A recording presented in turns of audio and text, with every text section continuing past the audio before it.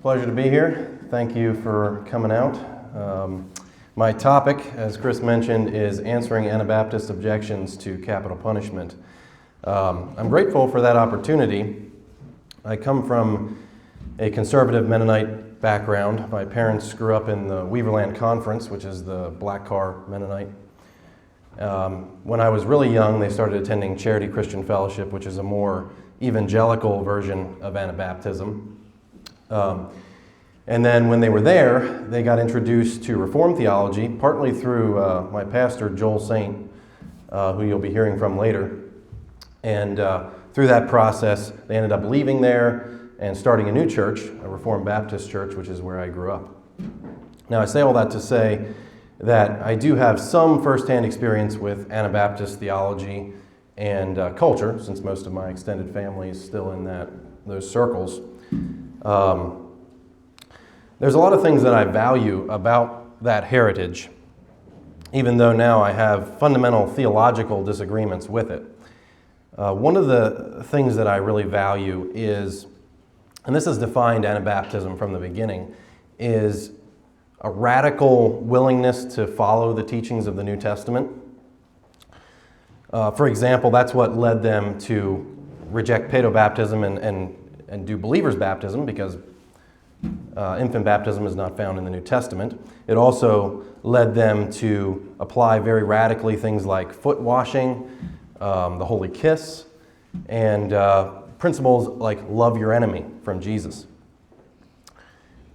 So I want to talk about that love your enemies thing for a bit. One of the most famous examples of the Anabaptist emphasis on loving your enemies is the story of a guy named Dirk Willems. So he was arrested in the Netherlands in the 1500s for practicing believer's baptism. And he was held in a castle, but he managed to escape. He made a rope out of some rags, and he ran across the moat over some thin ice.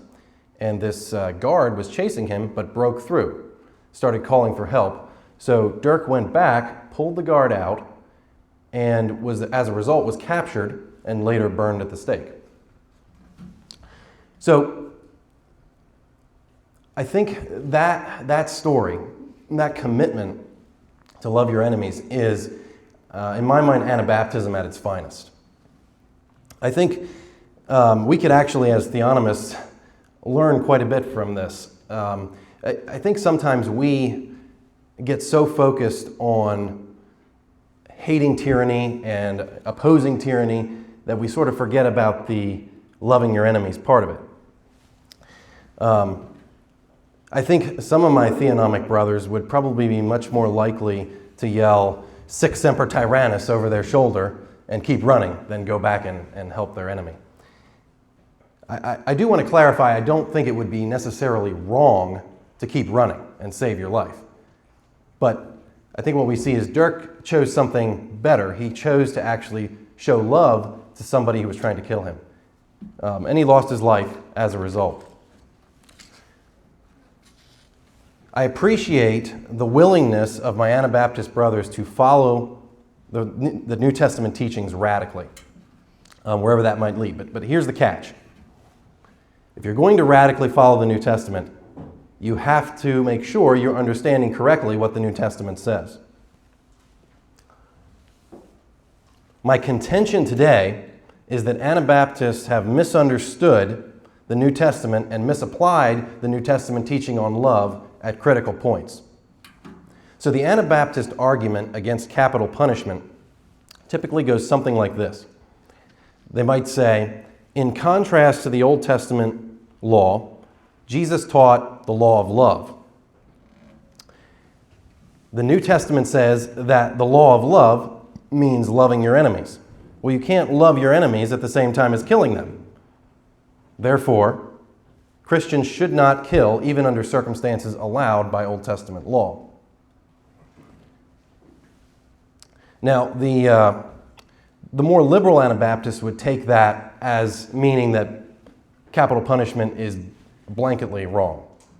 The conservatives would still support capital punishment, but just say that Christians should not be involved in it. So they would harmonize that seemingly contradictory position with something called two kingdoms theology, which would say that Christians as part of the kingdom of God should not, Christians as part of the kingdom of God must love their enemies and therefore cannot be involved in capital punishment. The civil magistrate as part of the kingdom of darkness, though, can be involved in capital punishment. And so capital punishment can be a necessary and a good thing, even though Christians cannot be involved in it. I want to present three counter-arguments to that position that love your enemies means that we cannot be involved in capital punishment. And here are the three counter-arguments. Number one, the apostles, Jesus and the apostles, defined love as keeping Old Testament law, not as replacing it. Number two, Paul taught specifically that the principle of loving your enemies is consistent with capital punishment. And number three, Jesus explicitly affirms the validity of Old Testament law in the Sermon on the Mount. So let's go through those. First of all, Jesus and the apostles defined love as keeping the Old Testament law. For that, let's look at, first of all, Matthew 22, starting in verse 34.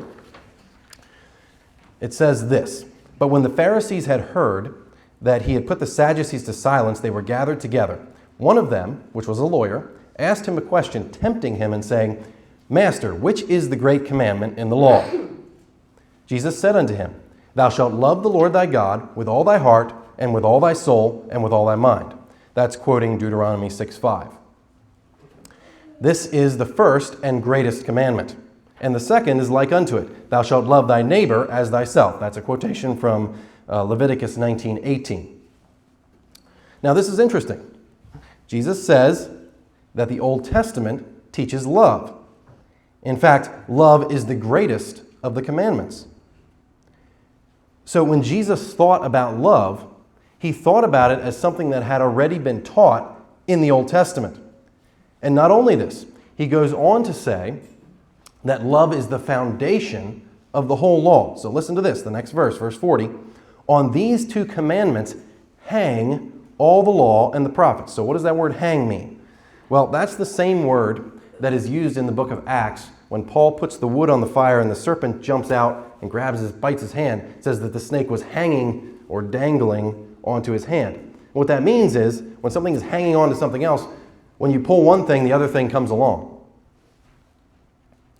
So Jesus is saying that all the law and the prophets hang on the commandments to love God and love your neighbor. I think all of my Anabaptist brothers would be perfectly comfortable saying that Jesus taught us to love God and love our neighbor. But Jesus taught that you can't just pull out the idea of love from the Old Testament without bringing along the whole rest of the law and the prophets, because they hang on that foundational law of love. Now, this really starts to cause problems for the Anabaptist interpretation that Jesus was replacing the Old Testament law with a new law of love. It turns out that Jesus actually viewed the law of love as coming from the Old Testament and viewed it as the foundation of the whole system. Now, let's see what Paul said about this. Paul also teaches that love means keeping the Old Testament law. Looking at Romans 13, verse 8, Paul says, "Owe no man anything, but to love another. For he that loveth another hath fulfilled the law." In other words, loving someone else presupposes keeping the law towards that person. He goes on to clarify in verse 9, "For this, thou shalt not commit adultery, thou shalt not kill, thou shalt not steal." So he's giving examples of Old Testament law. "Thou shalt not bear false witness, thou shalt not covet. And if there be any other commandment," so we're not just talking about the Decalogue here, we're talking about any commandment. It is briefly comprehended or summarized in this saying. So the whole law is summarized in this saying, namely, "Thou shalt love thy neighbor as thyself." In other words, the fundamental law, love your neighbor, summarizes the other commandments. So if you're going to love someone, you need to do it by keeping the rest of the law toward that person. Then he says, verse 10, "Love worketh no ill to his neighbor. Therefore love is the fulfilling of the law." In other words, the definition, this is what love is. Love is the fulfilling of the law. The definition of love, according to Paul, is keeping the Old Testament law. Thus, Paul, like Jesus, did not view love as being in opposition to or replacement of the Old Testament law. Instead, he viewed the law as God's teaching on how you go about loving someone. Let's look at James. This is actually a pretty interesting passage. James chapter 2, verse 8. If ye fulfill the royal law according to the Scripture, thou shalt love thy neighbor as thyself, ye do well. So again, he's quoting Leviticus. Now, it's kind of interesting that he says if you follow Leviticus, you're doing a good thing. But he goes on, if you have respect to persons, you commit sin, and are convinced of the law as transgressors. For whosoever shall keep the whole law, and yet offend in one point, he is guilty of all. For he that said, do not commit adultery, said also, do not kill. Now if thou commit no adultery, yet if thou kill, thou art become a transgressor of the law. So James views the law as a whole. He's saying you can't just pull out some of the commandments and not others. So like Jesus, he says it all hangs together. You can't pull out the law of love and then ignore the fact that the law also says murderers need to be put to death. So if you said to Paul or James or Jesus, well, we can't put someone to death because that's not loving, I think they'd say, what are you talking about? God's law is how we know what love is. So to say that keeping the law is unloving is nonsensical because law is the very definition of love. Well, the problem is we're importing an idea of love into the New Testament and not allowing the New Testament to define it itself. Now, if there's one author that should know something about love, it would be John. He probably uses the term more than anyone else. So what does John say about love? Well, if you look at 1 John 5:2, he says, by this we know that we love the children of God, when we love God and keep his commandments. So love and commandments again, going together. The next verse, for this is the love of God. So what's the love of God? This is the love of God, that we keep his commandments, and his commandments are not grievous. Now, if that's not clear enough, we can jump over to 2 John, verse 5, where he says, and now I beseech thee, lady, not as though I wrote a new commandment unto thee, but that which we had from the beginning, that we love one another. And verse 6, and this is love. So here we're going to get a definition of love. What is it? This is love, that we walk after his commandments. This is the commandment, that as ye heard from the beginning, you should walk in it. Okay, all these passages, we've got Jesus and 3 different apostles teaching that love means keeping the law. I really don't see how you can get much clearer than that. If love means keeping the law, then capital punishment as a part of the law is loving. That's the first argument. Second argument, Paul taught that the principle of loving your enemies is consistent with capital punishment. Let's look at Romans 12. This is one of the great statements of love your enemies in the New Testament. Verse 19 says, dearly beloved, avenge not yourselves, but rather give place unto wrath. For it is written, vengeance is mine, I will repay, saith the Lord. And that's a quotation from Deuteronomy 32:35. Therefore, if thine enemy hunger, feed him. If he thirst, give him drink. For in so doing thou shalt heap coals of fire on his head. Be not overcome with evil, but overcome evil with good. Now, I think it's fair to say that this might be a passage that people would go to say that we cannot execute murderers because that would be to avenge ourselves. But look at this. As a justification for why we should not take revenge, Paul quotes from Moses, the very author that also said murderers should be put to death. So did Moses contradict himself? Or did Moses and Paul both understand that personal revenge is a different category from the civil magistrate taking revenge on God's behalf? Now you might say, okay, but Paul went a little further than the Old Testament when he said, if thine enemy hunger, feed him. If he thirst, give him drink. For in so doing thou shalt heap coals of fire on his head. Except that that's also a quotation from the Old Testament. Proverbs 25 says, if thine enemy be hungry, give him bread to eat. If he be thirsty, give him water to drink. For thou shalt heap coals of fire upon his head, and the Lord shall reward thee. So do you see how this doctrine of loving your enemies is not something that Paul made up? He got it by reading the Old Testament. And even more than that, we actually know that Paul believed that loving your enemies is consistent with capital punishment, because the very next verse, chapter 13, verse 1, starts to talk about the civil government and its role under God. When we get to verse 4 of that discussion, Paul says this: "For he is a minister of God to thee for good," that's talking about the ruler. "But if thou do that which is evil, be afraid, for he beareth not the sword in vain." The sword is a reference to capital punishment. "For he is a minister of God, a revenger to execute wrath upon him that doeth evil." Now, Paul had just said, "Avenge not yourselves." This is a form of the same Greek word that he uses again in reference to the civil magistrate. He had just said, "Vengeance belongs only to God. Avenge not yourselves." Now he says that the civil magistrate is God's minister, a revenger, same form of the same Greek word, to execute wrath upon him that doeth evil. I think this really could not be clearer. Personal revenge has always been wrong, in the Old Testament as well as the New. The civil magistrate has always been God's appointed minister to execute God's vengeance on the evildoer in the Old as well as in the New Testament. Paul is directly affirming that here. That's the second argument. Third argument: Jesus explicitly affirms the validity of Old Testament law in the Sermon on the Mount. So let's turn to Matthew 5. You might want to actually look at this one. Starting in verse 17, Jesus says this: "Do not think that I have come to abolish the law or the prophets. I have not come to abolish them, but to fulfill them. For truly I say to you, until heaven and earth pass away, not an iota, not a dot will pass from the law until all is accomplished. Therefore, whoever relaxes one of the least of these commandments and teaches others to do so shall be least in the kingdom of heaven. But whoever does them and teaches them will be called great in the kingdom of heaven. For I tell you, unless your righteousness exceeds that of the scribes and Pharisees, you will never enter the kingdom of heaven." Okay, on its face, this text is fairly clear.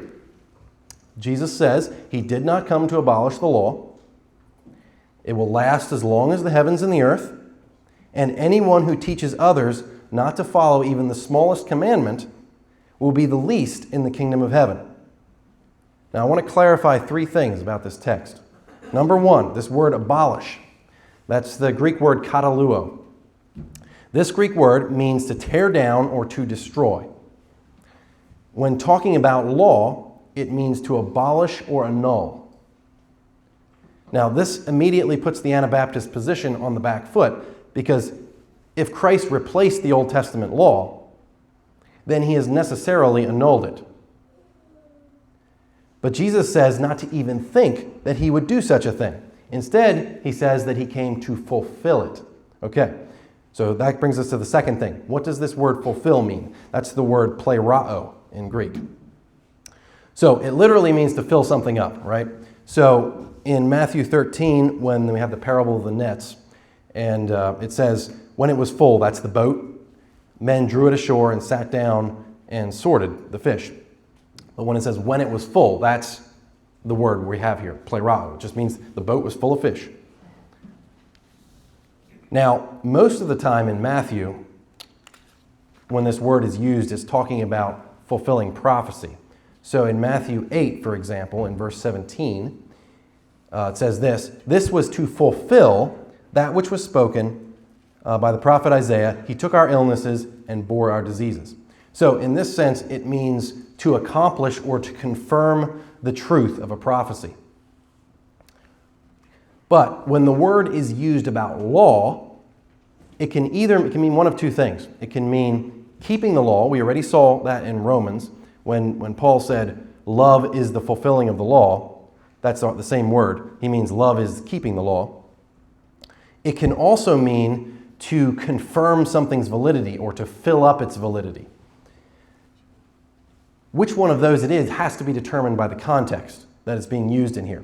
Well, the most important element of the context in this text is that Paul is putting it as the opposite of abolish. So it did not come to abolish, but to fulfill. So what does abolish mean? What's the opposite of abolishing? Well, the opposite of abolishing is to confirm something, reaffirm something, fill up its validity. So what Jesus is saying is that I did not come to abolish the law, but to confirm it. In other words, he's reaffirming the law. The next verse confirms that this was in fact Jesus' meaning. He says, "For truly I say unto you, until heaven and earth pass away, not an iota, not a dot will pass from the law until all is accomplished." In other words, not a single detail of the law will go out of effect as long as the heaven and earth endure. Now the last clause, "until all is accomplished," is often misunderstood. In English, it sounds like all, the word all there, could be referring to the law. In other words, it sounds like Jesus could be saying that the law is valid until all the law is accomplished. And that leads the English reader to wonder, okay, so has the law been accomplished? Does this mean that it is no longer valid? What's going on here? But this is a translation problem.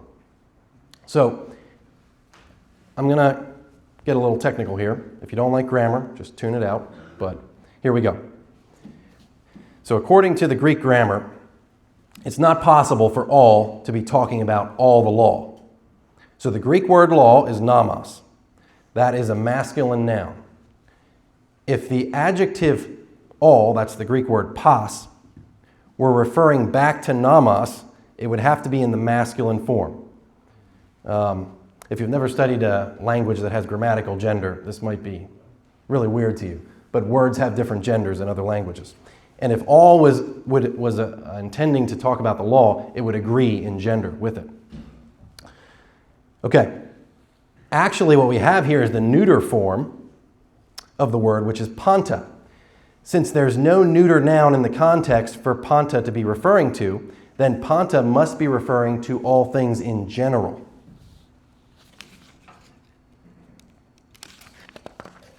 So it should be translated until all things are accomplished. This accomplishment of all things is another way of referring to the end of the world. So what Jesus is saying is that not the smallest bit of the law will pass away until the accomplishment of all things at the end of the world. Okay, so that's the end of the technical part. Jesus goes on to say, verse 19 and 20, "Therefore, whoever relaxes one of the least of these commandments and teaches others to do the same will be called least in the kingdom of heaven. But whoever does them and teaches them will be called great in the kingdom of heaven." Verse 20, "For I tell you, unless your righteousness exceeds that of the scribes and Pharisees, you will never enter the kingdom of heaven."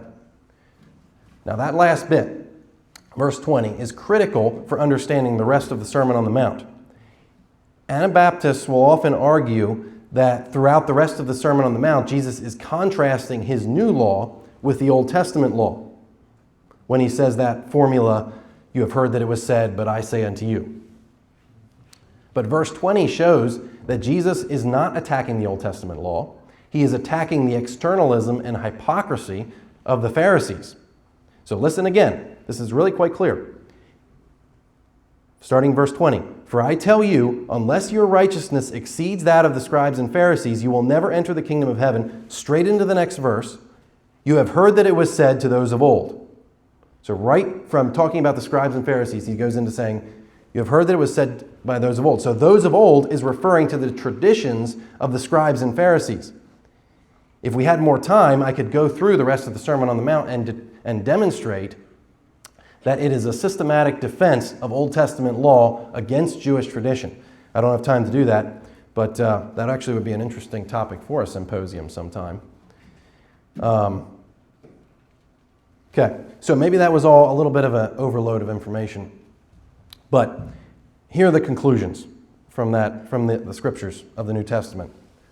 Number one, Jesus and the apostles defined love as keeping the Old Testament law, not as replacing it. Number two, Paul specifically teaches in Romans 12 and 13 that the principle of loving your enemies is consistent with capital punishment. And number 3, Jesus explicitly affirms the validity of Old Testament law in the Sermon on the Mount. In light of these conclusions, the Anabaptist argument against Christian involvement in capital punishment on the basis of love is simply mistaken. Jesus and the apostles taught exactly the opposite. The Old Testament law is loving. Every iota and dot of it is still valid today. I would challenge my Anabaptist brothers. Your forefathers were willing to die to follow the teachings of the New Testament. They were willing to reject all the traditions of their day and follow the New Testament. So I would like to see Anabaptists take that to heart again today and really listen to what Jesus and the apostles actually said about love and about the Old Testament law. Thank you.